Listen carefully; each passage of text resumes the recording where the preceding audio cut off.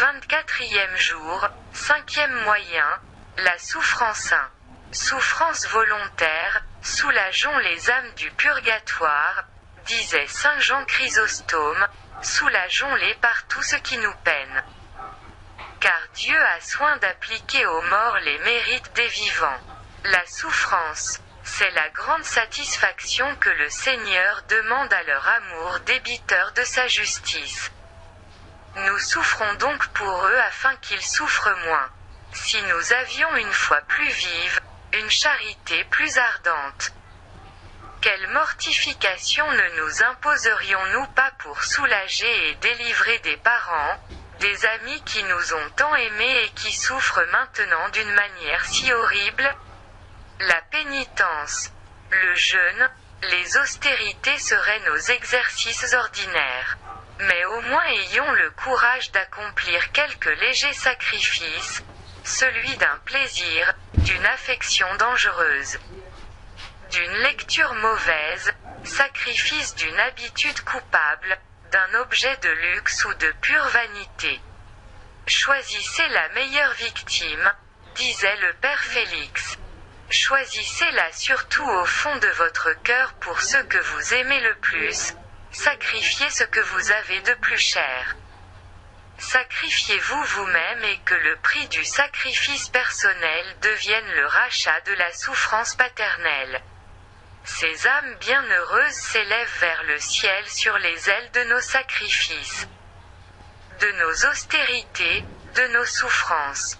Elles s'envolent triomphantes et elles nous remercient de notre générosité et quand elles seront dans la gloire, elles nous rendront surabondamment ce que nous aurons fait pour elles.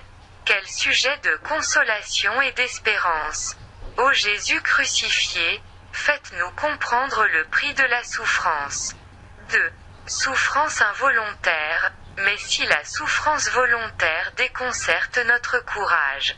La Providence nous impose des souffrances plus méritoires pour nous et pour nos défunts parce qu'elles ne sont pas de notre choix. Ce sont les afflictions, les peines de l'esprit, du cœur et du corps. Inévitables en ce monde, nous le savons, on en trouve partout, dans tous les états, dans toutes les conditions. Notre vie sur la terre est un combat de tous les jours, un long et pénible martyre. Devons-nous nous en plaindre? Non, puisque toutes nos peines peuvent devenir un moyen de salut pour nous et pour les autres. Puisque nous pouvons nous en servir pour soulager les plus cruelles de toutes les douleurs, celles que subissent les saintes âmes du purgatoire. Avec cette croix que la Providence jette sur nos épaules, avec cette épine qui ensanglante notre cœur, avec une larme, avec un soupir, avec un acte de résignation.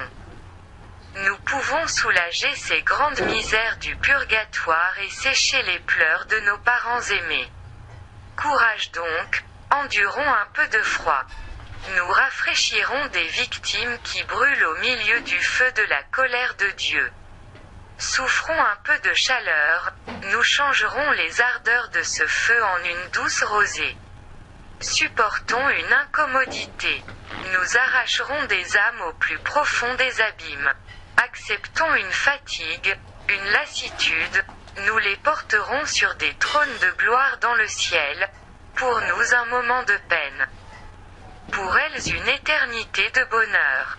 3. Exemple, un malade, rapportait saint Antonin, était en proie aux plus excessives souffrances et demandait à Dieu avec des larmes, la délivrance de ses maux.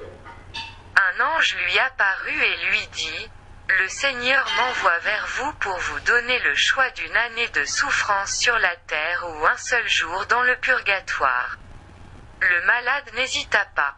Un seul jour dans le purgatoire, se dit-il, je verrai du moins un terme à mes douleurs. Il expira aussitôt et son âme fut précipitée dans l'abîme de l'expiation. Alors l'ange, compatissant, vint s'offrir à lui pour le consoler. À cette vue, le malheureux poussa une clameur déchirante, semblable à un rugissement et s'écria, « Ange séducteur, vous m'avez trompé. Vous m'avez assuré que je ne serais qu'un jour dans le purgatoire et voilà déjà 20 ans que je suis livré au plus affreux supplice. Détrompez-vous. À peine quelques minutes se sont écoulées depuis votre trépas, et votre cadavre n'est pas encore froid sur votre lit de mort, lui répondit l'ange. Alors obtenez que je retourne sur la terre pour y souffrir pendant 1 an, tout ce qu'il plaira à Dieu, sa demande lui ayant été accordée. Le malade incitait tous ceux qui venaient le voir à accepter de bon cœur toutes les peines de ce monde, plutôt que de s'exposer aux tourments de l'autre. La patience dans les peines, disait-il souvent, est la clé d'or du paradis. Profitons-en donc pour offrir nos souffrances. Et il mourut au terme de l'année, comme convenu.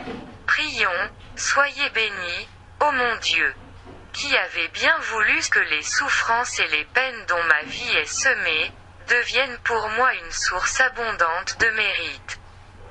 Et un moyen de satisfaire à votre justice pour les âmes qui me sont chères. Désormais, loin de me plaindre de la pesanteur de mes croix, je les supporterai avec patience et résignation. Et vous abaisserez sur moi et sur mes parents défunts, un regard de miséricorde. Ô Jésus, soyez leur propice. Appelez près de vous vos enfants et nos frères, qu'ils reposent en paix.